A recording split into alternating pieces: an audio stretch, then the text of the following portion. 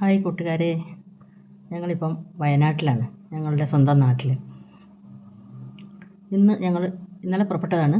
ഇന്ന് ഞങ്ങൾ ട്രെയിനിൽ യാത്ര ചെയ്ത് വരുന്ന സമയത്ത് കുറേ ആളുകൾ, ട്രെയിൻ നിറച്ച ആൾക്കാരായിരിക്കുമല്ലോ, എല്ലാ ആളുകളും ഇരിക്കുന്നുണ്ട്, കിടക്കുന്നുണ്ട്, ഉറങ്ങുന്നുണ്ട്, പലരും പല കാര്യങ്ങളും ചെയ്യുന്നുണ്ട്. പക്ഷേ കുറേ ആളുകളെ ശ്രദ്ധിച്ചപ്പം അവരൊക്കെ ഇയർഫോൺ ഇല്ലാതെ അവനവൻ്റെ മൊബൈൽ കണ്ടുകൊണ്ടിരിക്കുകയാണ്. അപ്പോൾ അവർ കാണുന്നത് ചില കോമഡി പ്രോഗ്രാംസ് ആയിരിക്കും, ചിലപ്പം വാർത്തയായിരിക്കും, അല്ലെങ്കിൽ അവർക്ക് ഇഷ്ടപ്പെട്ട എന്തോ രാഷ്ട്രീയ ചർച്ചകളായിരിക്കും, അല്ലെങ്കിൽ കോമഡി പറഞ്ഞ് ഭയങ്കരമായിട്ട് ചിരിക്കുന്ന പ്രോഗ്രാംസ് ആയിരിക്കും.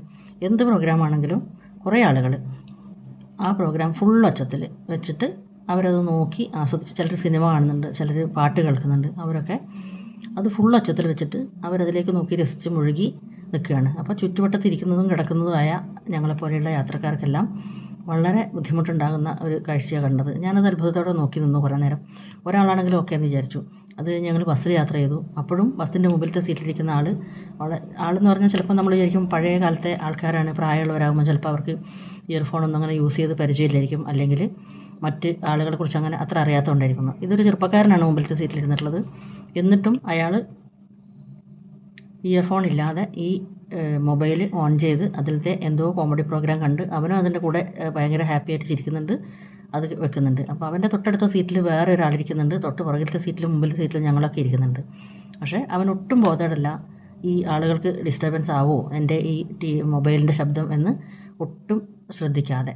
അതേപോലെ ട്രെയിനിൽ യാത്ര ചെയ്ത സമയത്ത് ഏകദേശം 9:40, 42 സമയത്തൊക്കെ, ട്രെയിനിലൊക്കെ ആകുമ്പോൾ രാത്രിയൊക്കെ ആകുമ്പോൾ എല്ലാവരും നേരത്തെ കിടക്കുമല്ലോ, അപ്പോഴും ചില ആളുകൾ അവരുടെ ഈ മൊബൈൽ ഒച്ചത്തിൽ വെച്ചിട്ട് ഒരു കോമഡി പ്രോഗ്രാം കണ്ടുകൊണ്ട് നിൽക്കുന്നത് കണ്ടു. പാട്ടൊക്കെ ആണെങ്കിൽ പിന്നെയും വിചാരിക്കാം എല്ലാവർക്കും ഇഷ്ടപ്പെടും, ഓക്കെ, പാട്ട് കുഴപ്പമില്ലാന്ന്. എങ്കിലും ഇന്നത്തെ കാലത്ത് ഇയർഫോണ്, നൂലുള്ള ഇയർഫോണ്, നൂലില്ലാത്ത ഇയർഫോണ്, ചെവിയിൽ തിരികെ വെക്കുന്ന ഇയർ ബഡ്സ് ഒക്കെ അവൈലബിളായ ഈ കാലത്ത് എന്തുകൊണ്ടാണ് ആളുകൾ ഇത്രമാത്രം കോൺഷ്യസ് അല്ലാതെ, മറ്റ് ആളുകളെക്കുറിച്ച് ചിന്തിക്കാതെ ഒരു പബ്ലിക് പ്ലാറ്റ്ഫോമിൽ നമ്മളെല്ലാവരും ഇരിക്കുകയും കിടക്കുകയും, നമുക്ക് അവിടെ നിന്ന് പുറത്തേക്ക് പോകാൻ വേറെ മാർഗ്ഗങ്ങളില്ല, എല്ലാവർക്കും ഉറങ്ങേണ്ടതും കിടക്കേണ്ടതും ഒക്കെ അതേ സ്ഥലത്താണ്. പക്ഷേ എന്നിട്ടും അവർ ശ്രദ്ധിക്കാതെ എന്തുകൊണ്ടാണ്? പക്ഷേ ഒരാൾ പോലും പ്രതികരിക്കുന്നത് കണ്ടില്ല.